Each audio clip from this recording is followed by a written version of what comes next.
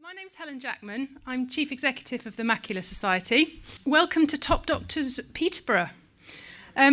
This seminar is part of a series of events that the Macular Society is organising this year, and it's all part of our commitment to ensuring that our members and people affected by macular disease have access to the latest information from researchers, from consultant ophthalmologists and from low vision specialists around the country.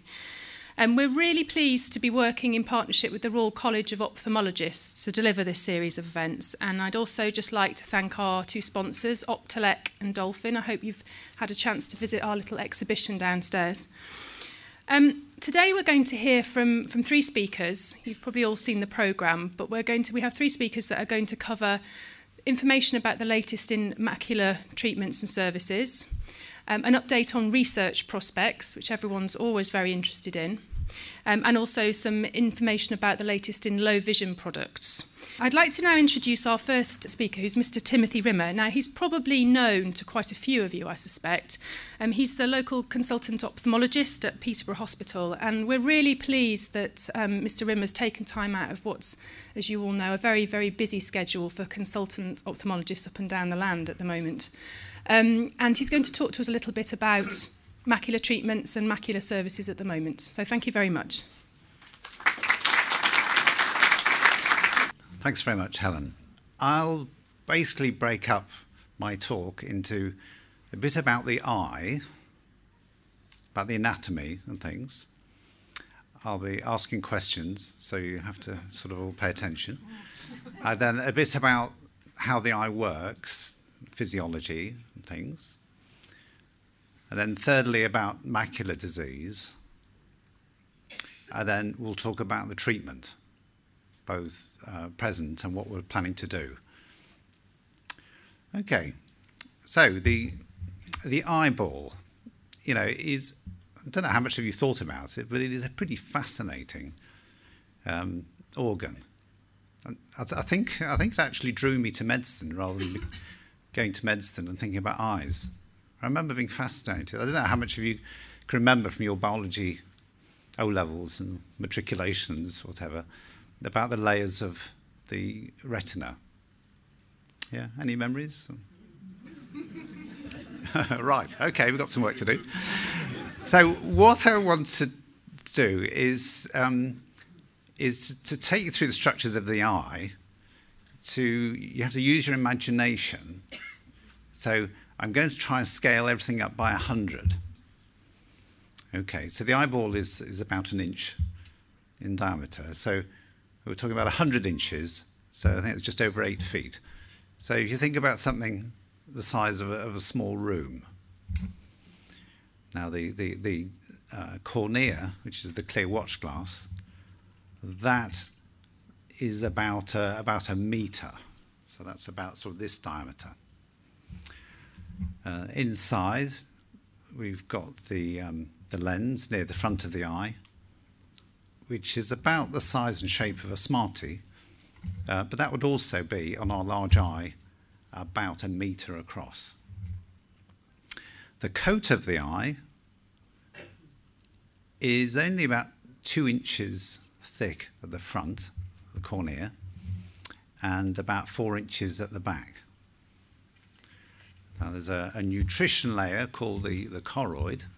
The choroid layer is about 2 inches thick, and then the retina, the real clever bit, is about 2 centimetres or about 1 inch thick. So this is lining the whole of the inside of the eyeball. Okay, so that gives you a rough idea of the structures. Now, moving on to the optics, it's like a camera. You've got an inverted image on the back of the eye. Any keen photographers or ex-photographers? Oh, right. Oh, one. Great. Okay. Yeah, so it's more or less the same. There's a lens and an inverted image at the back. Instead of the film, you've got the the retina. Now, if we think of how the eye develops, because I know you've all lost sleep about that, wondering how the eye has developed over a billion years or something. It is quite fascinating. Apparently, Charles Darwin said about the eye, his great theory of evolution of species. Apparently, he said, "Oh, the eye makes me shudder," because initially, it's hard to imagine how something so incredibly clever, has developed by itself. But it did, and he sets out examples of how it started. Some single-celled organisms. I do recognise quite a few faces, actually. It's quite nice. Single-celled organisms have, single sort of spots that are just one or two cells that are photo-sensitive and can react. And then a few million years later, there are some slightly more sophisticated animals that, instead of being a spot, it's a concavity. So with an increased number of photoreceptors.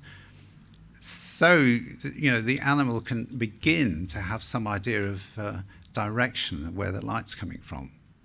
Only crude, but and then this gradually, over millions of years, this concavity goes deeper and deeper, and the number of cells increases. And then it becomes like a cup, and then deeper still, it's all but a hole at the front. So you've almost got a pinhole camera. And the final step, I suppose, is sealing over and a lens developing. So it all happens slowly. So we've got our eye. We've talked about anatomy and evolution of the eyeball. So physiology-wise, we touched on the optics. That's probably about as far as my knowledge of optics goes, so we won't go any further on that. But the photoreceptor cells, which is the critical bit, there's about 120 million in each eye. So it's quite amazing. I think the best digital cameras now are in the order of, 15 megapixel. Thanks. Hello, Alan, by the way. Nice to see you. That's about 15 megapixel. And so I'm talking here about 120 megapixel. Quite impressive. Now, in the layers which have to be transparent in front of all these photoreceptors, is that there's a lot of clever circuitry going on. So these 120 million receptors converge down to 1 million fibres. And this is the optic nerve taking the information to the brain. So that, on our scaled eye, the optic nerve is about 4 inches in diameter. I suppose it's like an intercity telephone cable. Okay, now all these working parts need oxygen supply and nutrients. So the blood flow inside the eye is quite interesting, because don't forget, it's all got to be transparent. So rather cleverly, there's a real good nutrition layer behind the retina called the choroid, and that's a very high blood flow, so it can keep a very high level of oxygen. So the oxygen moves across by diffusion. The photoreceptor cells themselves, have got a real appetite for oxygen. And here's one of my favourite facts. The oxygen consumption of photoreceptor cells is higher than cardiac muscle in exercise. Now, my children say I ought to get out more, but I think that's really just amazing. Yeah, so that's all got to be worked out. And generally it does. Okay, so at this point I think we can move on to the macular disease. Now the macula is, as you know, is the sort of central part of the retina where you acquire your most of the detailed vision. Outside it's, it's your peripheral vision. So there's a relatively high concentration of cells in this central bit.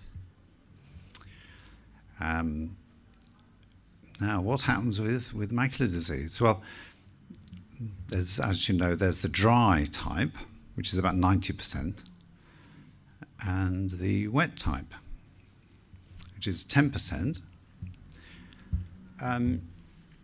Now, the wet type, I'd say, gets more attention, probably because it's more frightening, because its onset is quicker. So we go back to the dry type.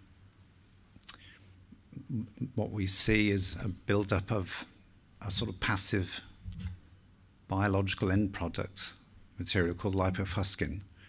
Don't forget, I'll be asking questions, so you need to remember the lipofuscin.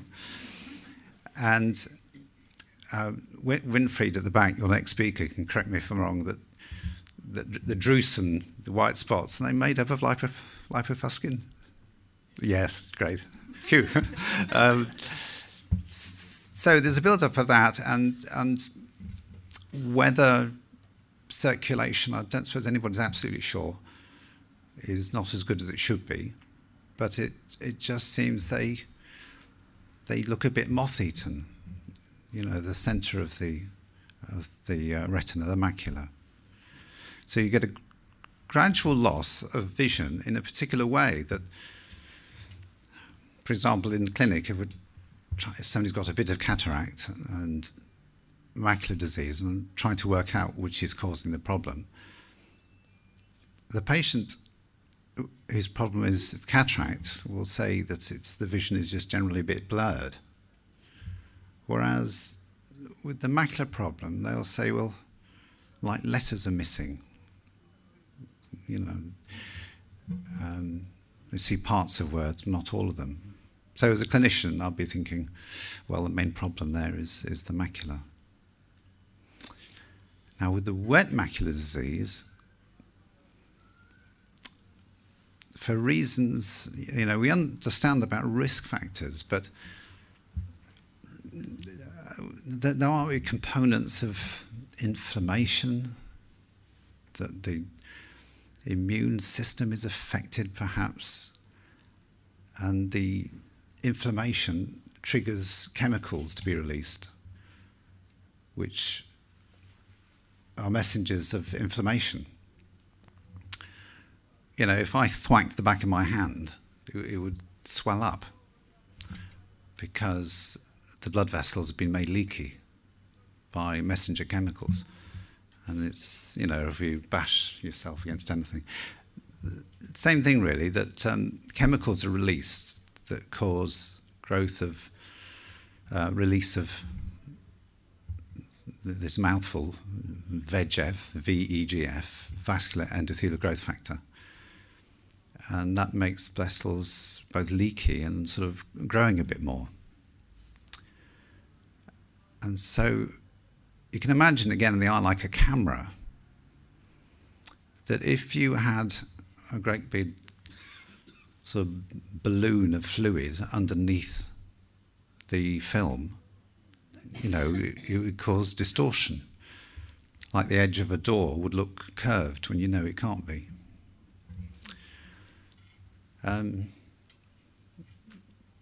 This is the sort of thing that we see with macular disease.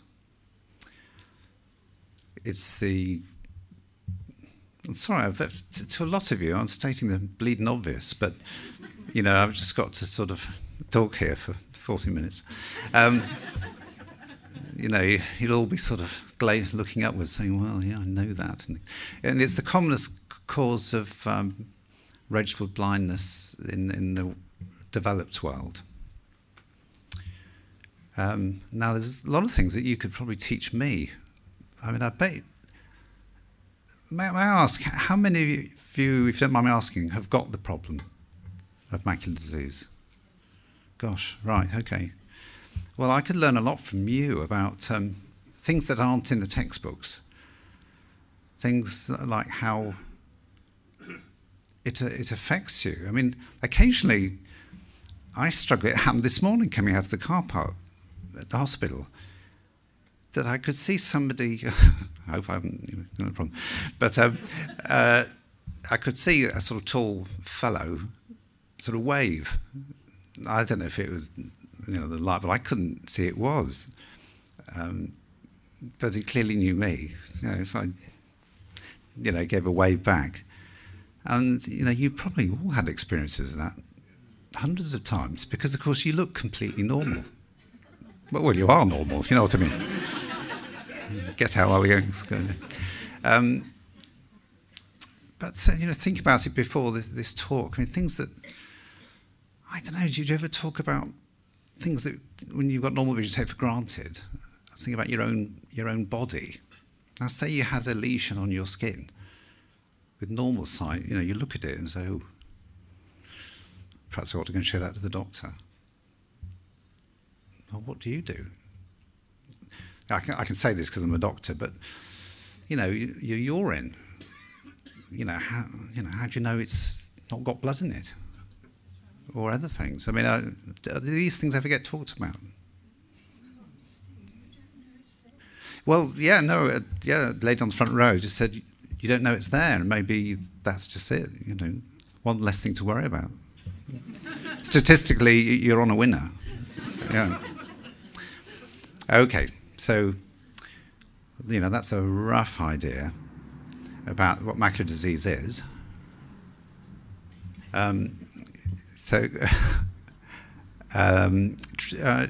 Treatment then. So we talk about the current pathway. Somebody in Peterborough, and this hopefully was the case for all of those of you who were affected, was that you would notice something. We can't take that for granted, because it always amazes us clinicians how patients don't notice things of, the other eye. I think if it's your dominant eye is affected, the brain always pays a bit more attention to one eye than the other. And so if it's your non-dominant eye, often these things can go unnoticed. But anyway, I hope that in a typical story that you would notice something wrong, some distortion, and then you'd fairly quickly get to see your optometrist, who would have a good idea what's going on and arrange an urgent referral to us, either by, ideally by fax, and that a letter like this would be allocated to the emergency clinic, where you'd be seen within 1 or 2 days. I'm just worried in case you're all going to stand up and say, that's not what happened to me. And then we would think, oh yeah, this might be the wet age-related macular disease. And our convention, I think across most of the country, still with us, is that we arrange this Fluorescein Angiogram. That's the special photographs with the dye injection in the vein that gives us more idea of where the leakage is coming from. So that hopefully would be within a week or two. Then I look at these and write to the patient that day that I've looked at them, saying either it's okay, or please find enclosed a booklet about the Lucentis treatment, and very shortly the coordinator will be contacting you for a date for your first injection. It's a bit sneaky here, because at this point I'm thinking, well, the patient doesn't realise where the injection's actually going. because I don't want to put them off. But the booklet, I'm sure, makes it clear. Then they come on the day, and they'll have their vision taken, with glasses if you wear them. And then if the vision's below a certain level, we always get you to look through that pinhole. It might be annoying sometimes to you, I don't know, but it's very clever, the pinhole. It's low tech, but it tells us almost certainly what your vision would be if your glasses were perfect. So we need that as a measurement. And then you'll have drops in, which we probably say cheerfully, these might sting a bit. Don't sting us, but and then you wait a little while, and then you have this scan done with this incredibly clever machine called the OCT, Ocular Coherence Tomography, which is just amazing. I wish this had come 20 years earlier, for my career, because it just shows those layers, impressed me in my O level. It actually shows up these layers. It's amazing. Don't forget the retina in life. Our main part is only 1/5 of a millimetre thick, perhaps a shade more. So the doctor will then see the image. Well, this is for a follow-up patient, and decide if an injection is needed that day. If it's the first injection, then you'll automatically go on to the first injection. The routine is that you have 3 injections 4 weeks apart, and then after that we see you at 6 weekly intervals, and then we make a decision. So we've got 3 bits of information. We've got the visual acuity, we've got the scan. I personally look at those before the patient comes in, and if it's a no-brainer about whether or not to do an injection, then the patient come in for a chat, and then we arrange the next appointment. But if it's a bit borderline, quite often that is, I'm very interested to know what the patient tells me. So if the patient says, it seems good, seems stable, that's fine, we'll see them 6 weeks later. But if they're saying, well, I think it's gone a little bit funny, I said, fine, let's do another injection. Probably all us doctors do it slightly differently, but that's how I do it. So when we go through to the injection, those of you who've had injections, we'll all have a sort of experienced look on your faces. A funny thing is that I say, and you can shout me down, that, well, I've been doing the clinics regularly, only since for about 14 months. And the sort of unpleasantness seems to rate like having a flu jab. Is that fair? It's not very nice, but it's fleeting. And I say that to encourage patients. And so we're obviously try and maintain as cheerful an air as possible. Often there's a bit of banter with the patients. And one thing I struck on 6 months ago, which I was rather pleased about, it was, I don't know if they still do it, GPs, but if you get a flu jab, they say, right, give me a cough, and then they've done it. So I thought, well, let's try this for doing the Lucentis injections. So I'd be poised, the tip of the needles are just in the right place, and say, right, Mrs. Bloggs, give me a good cough.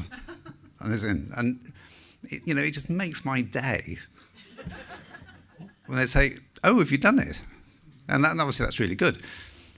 But what took me down to size was literally an hour ago, talking with a colleague in the hospital, who, this must have come up in a conversation, he said, yes, he was talking to a patient recently who said she preferred it the way my colleague Mr. Sham does it, and not Mr. Rimmer, because Mr. Rimmer makes me cough. What? So what do I do now? You know, do I still ask? Because the nurses, their vibes, you know, they're good with patients. They think it's good about the coughing.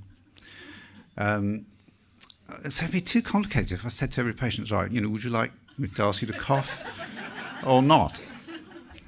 So, if I may, just on your gut instincts, if you can have a show of hands for those who think it's worth pursuing with the cough routine, and then I'll ask for those who think just don't ask them to cough, just carry on. Firstly, those who think the cough routine is probably a good idea. Oh, outnumbered then. So I'll stop asking patients to do the cough. Right? That's another ploy recently, to sort of cheer things up a bit, was much to the annoyance of one of the staff, was that in the little pack that comes, there's a disposable pair of scissors and forceps. And I don't know, it's my generation, but these things are going to go to landfill. They've not even been used. So for the last sort of 4 or 5 weeks, you know, after the injection, I've cheerfully handed this very useful pair of nail scissors and forceps to the patient saying, you know, would you like these? And generally, they've sort of chuckled and laughed and said, yes, thanks very much. And one woman made an observation, was a bit slow to realize what she meant, was that, oh, it's a good makes up for at the airport when they take scissors off you. But again, you can't keep everybody happy. You know, a member of the staff just said this shouldn't be done. And I'm totally ignoring that advice. Okay, finally then, moving on to, because as you can imagine, you know, it's an enormous volume of extra work that the eye department's coping with that 5 years ago it wasn't. So what we're at the talking about stage, I want to try and do. At the moment, you see, typically, I think at Peterborough we have about 5 clinics of 8 slots with a doctor and a nurse. And in practice, we only give about 2 or 3 injections. And so what we're talking about, and the price, is that it would mean the patients who need injection need to, you know, make a second visit. But what we plan to do is a nurse-led 4 clinics of 10, where they measure the visual acuity, ask the patient, is your vision worse, the same, or better, and carry out the scan. And then, so 4 of those clinics, so all 40 patients, you know, are processed. And then, I'm not sure how this exactly will work till I try it, but then I take the information of, there's 40 patients, which I think theoretically each one you could go, because you've got 3 bits of information for each patient to decide whether or not an injection is needed.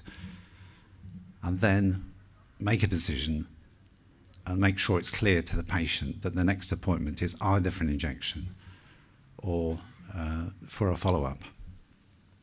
So that we're just at the very early stages. So what that would do, it would release up possibly 3 doctor sessions per week